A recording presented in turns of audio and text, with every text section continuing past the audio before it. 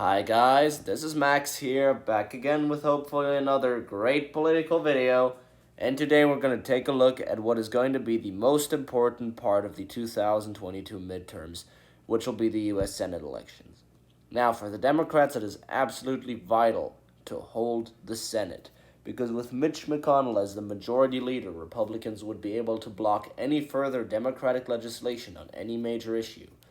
Therefore, Republicans should be heavily energized to turn out and vote because to them, everything's on the line. But to Democrats, even more is on the line.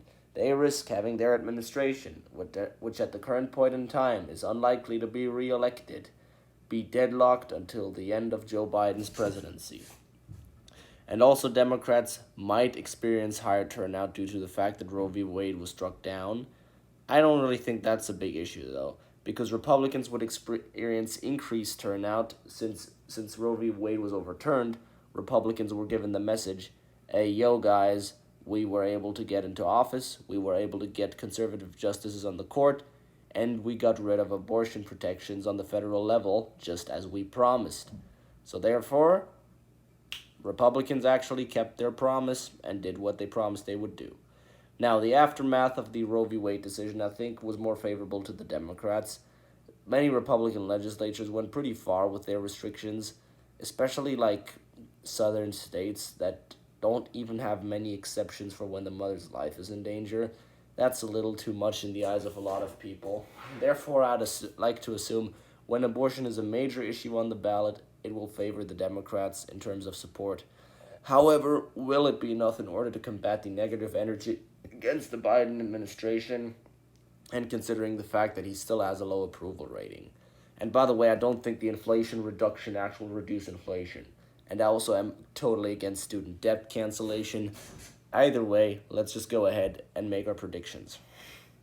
Now, in New Hampshire, I don't really like Maggie Hassan, but I have to honestly admit she's probably favored to win. The guy running against her has flip-flopped on his stance that the 2020 election was overturned. Like, he said during the primary Donald Trump won the election, and now he said Donald Trump lost fair and square. I mean, it just points out the hypocrisy and the neediness of the Republican base for red meat on the 2020 election. Either way, until we see some polling, which usually tends to be fairly accurate in New Hampshire, I wouldn't like to make this call for the Republicans. Vermont is safe for the Democrats, though here's an interesting thing. I'm actually going to the same boarding school as the son of the Republican candidate for Senate in Vermont, Nolan Malloy, and a few days ago he got caught smoking and selling weed, which is pretty funny if you ask me.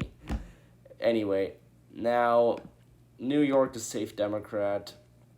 Connecticut, which I used to think could be a likely state, actually ended up nominating a very conservative Republican that I don't think will be able to stand any ground in the general election, and Maryland will be safe too.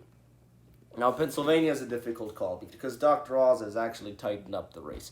And overall, I think the midterm energy, along with Oz's strength in the suburbs, which is Fetterman's weakness, I think that he will be able to narrowly pull off Pennsylvania. However, the state could go either way. Now, Ohio, I believe to be between lean and likely Republican. It will probably be barely likely. I don't think J.D. Vance is a very strong candidate, to be honest. I think this race might be a lot closer than we all think at the current point in time, but I think that J.D. Vance will ultimately end up winning. Now, Indiana and Kentucky are not even up for the debate. These states are safe. Illinois, I thought, was going to go Republican, while the wave was more in the Republicans' favor. It would be within 15 points, but now I think Tammy Duckworth is going to win by a pretty substantial margin, even though I personally do not like her. Wisconsin should stay with Ron Johnson either way. He's not been too much of a hawk on the abortion issue, and he's even expressed support for codifying gay marriage into law. He won't have any issues winning re-election. Missouri, Kansas, Oklahoma are going to be safe. Arkansas, Louisiana, Alabama, South Carolina, North Carolina, I still view the Republicans as favored. Ted Budd is a very well-known name throughout the state of North Carolina, while his opponent really is not. Georgia, I think, is going to be real close, like 1.2%, but it will ultimately be a Herschel Walker victory, especially since Brian Kemp is going to win by a fairly solid margin. And Ron DeSantis in Florida also, I believe, will win by a likely margin.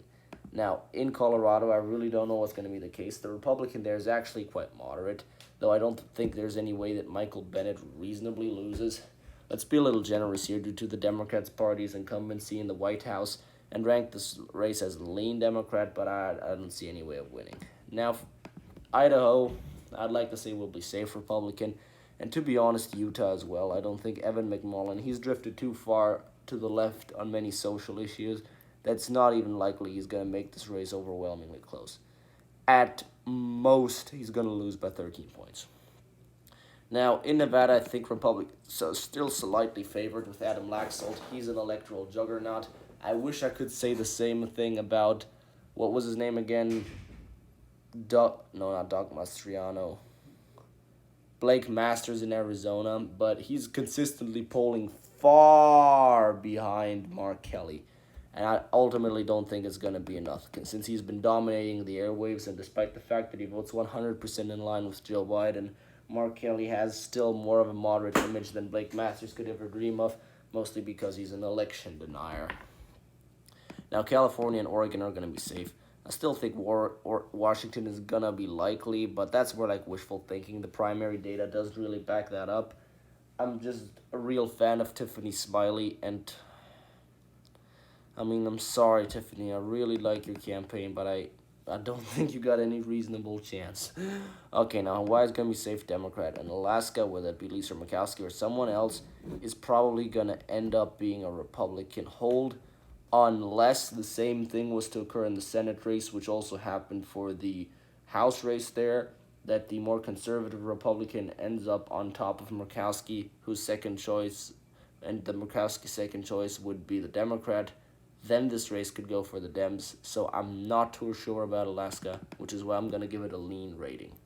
So this is my prediction as of September 22nd, 2022.